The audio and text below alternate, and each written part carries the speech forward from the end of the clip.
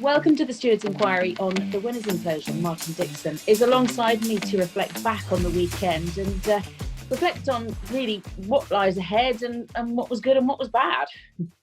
Yeah, it's been a very, very busy 4 or 5 days again, hasn't it?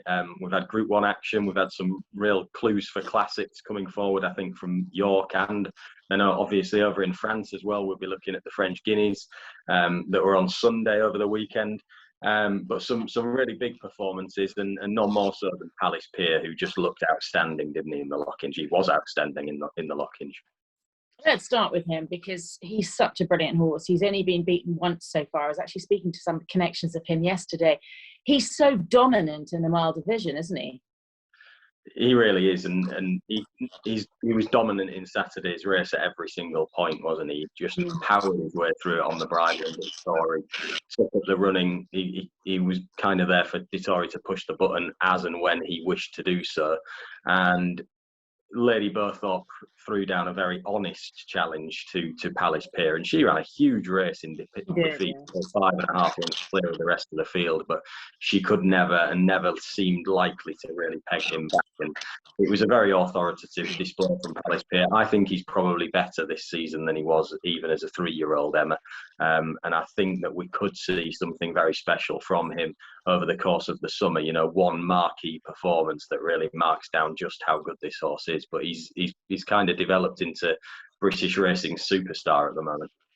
It's always quite telling, isn't it, when you're watching the body language of the jockey, and Frankie with about 3 to run just has a look behind him, and you know then he's going to press the button, and it was exactly the response that you're expecting to see. Yeah, exactly. It was kind of Dettori at his best, sort of, you know, playing to the cameras a little bit, I think, on Palace Pier. Such did he know how well the horse was going, and he must have had absolute confidence at every single point in that race. The horse was travelling just so well, and he's really improved in that regard. I remember him when he first came back as a 3-year-old last season, and he threatened to get beaten one day in an ordinary Newcastle handicap from a mark in the 90s in his 3-year-old season. I remember that, yeah. Yeah, and he wasn't flashy in getting the job done that day, but he's just become, seems to me like he's becoming increasingly flashy as we see his career go on and as he's maturing all of the time as well, which is what makes me think that we may just get one very special performance from him at some point this season. Exactly when and where it will come, we'll wait and see. There's lots of opportunities for Palace Pier, and he could even go up to 1.5 miles as well, couldn't he, with him? I think it'd stay 1.5 miles, no problem. He's always been very strong through his mile races.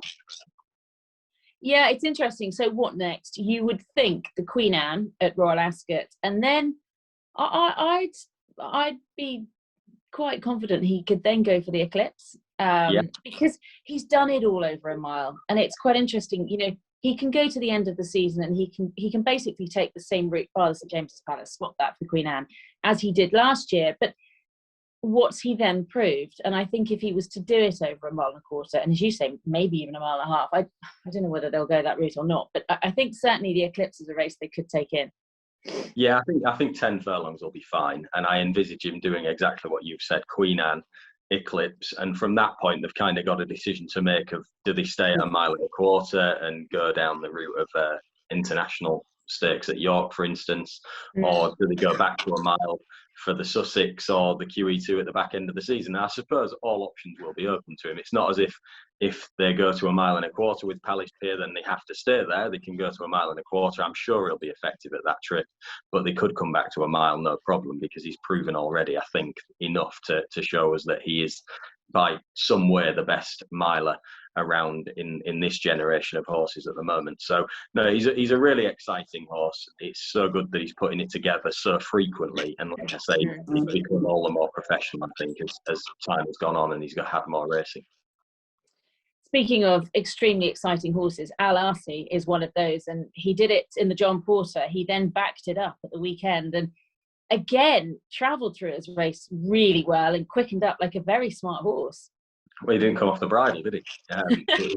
Exactly what he did at Newbury before. It was like you were watching sort of a 2-to-1 on shot in a novice contest, you know, at Newbury or something. And yet he had last year's Dante winner Thunderous in his work in second place, 4 lengths behind him. But who knows what it could have been if Jim Crowley had actually have shaken him up and asked him for more. He didn't need to. It was completely unnecessary. He didn't have a hard race.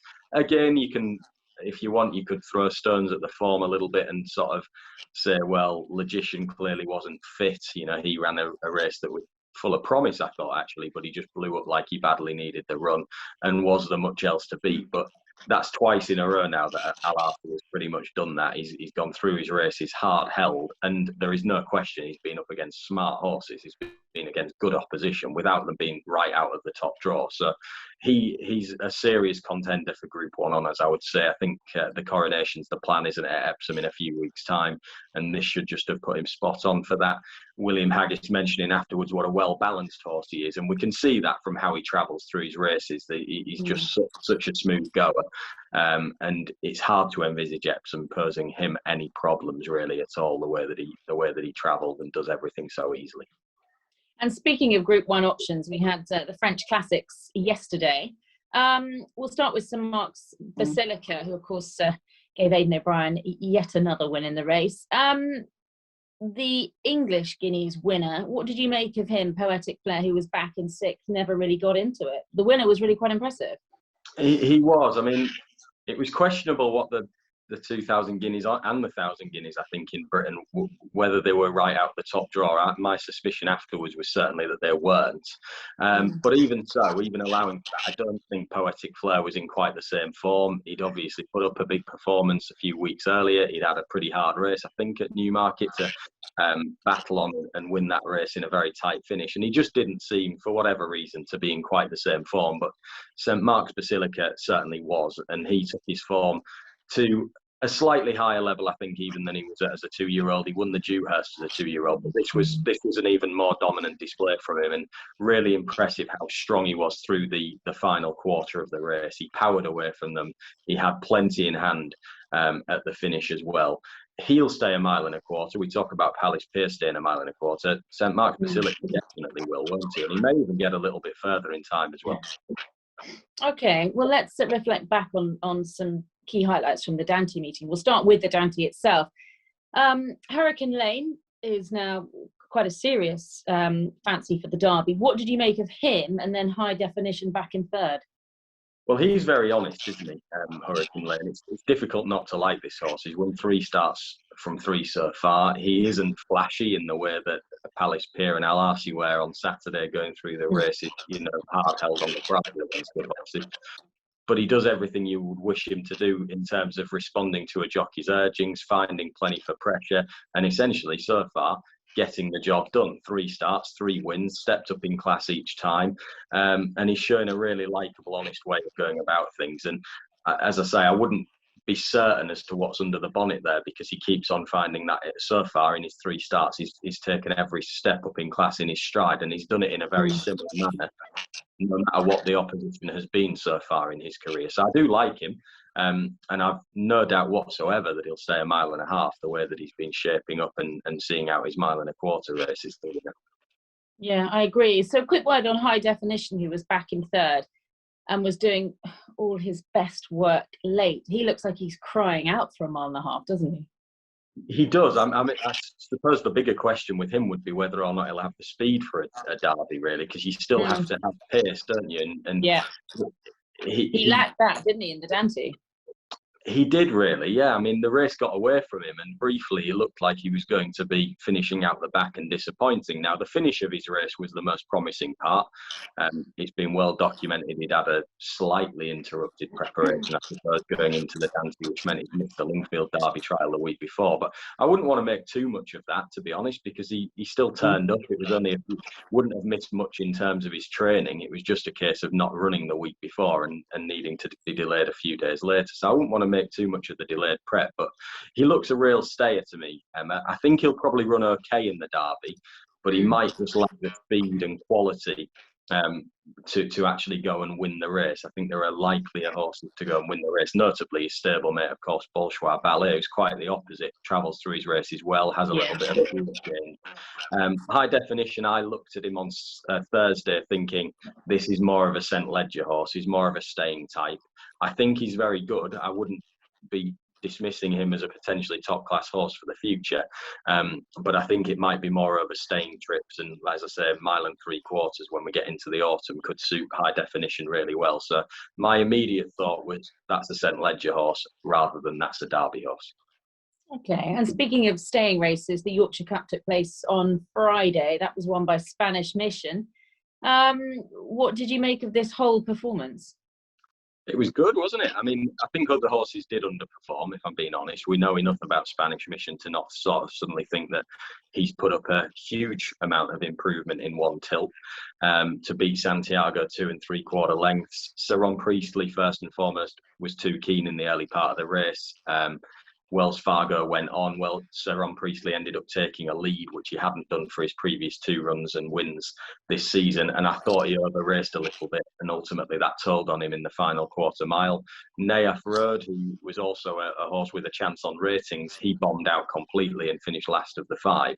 So Spanish Mission was left with a little bit less to beat, but he still came through really strongly, and I think it probably was just a career best from him to even allowing for the disappointments of other horses in the field. I think he probably did show a little bit of improvement to win the Yorkshire Cup in the way that he did, and he'll be targeted at the majority of the Cup races. I think the Melbourne Cup as well in the autumn will be a big target for Spanish Mission.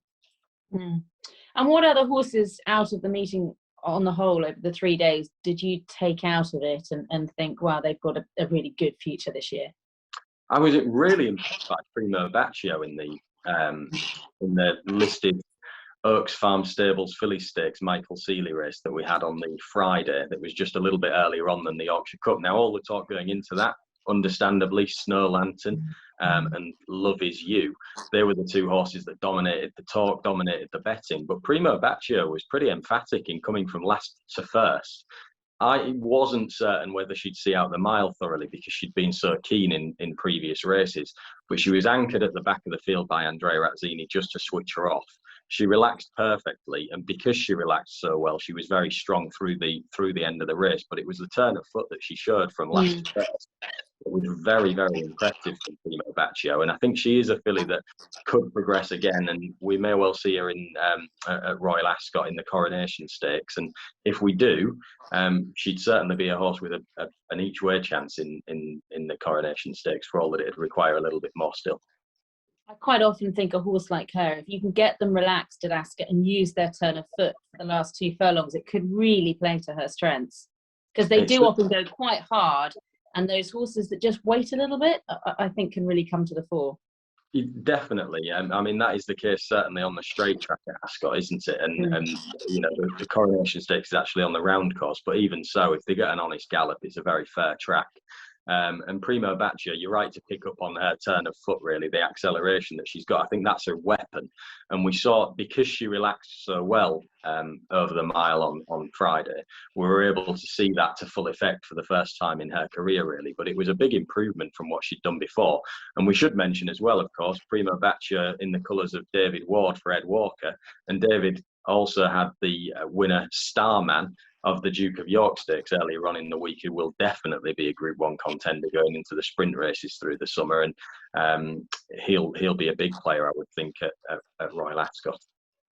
Lovely, Martin. Thanks very much indeed. As always, great insight from what took place last week, and it just shows you we've got so much to look forward to over the next few months or so, and it's all coming thick and fast. It certainly is. Yeah, thanks very much, Emma. We'll look forward to the next week or so. Lovely. Thank you.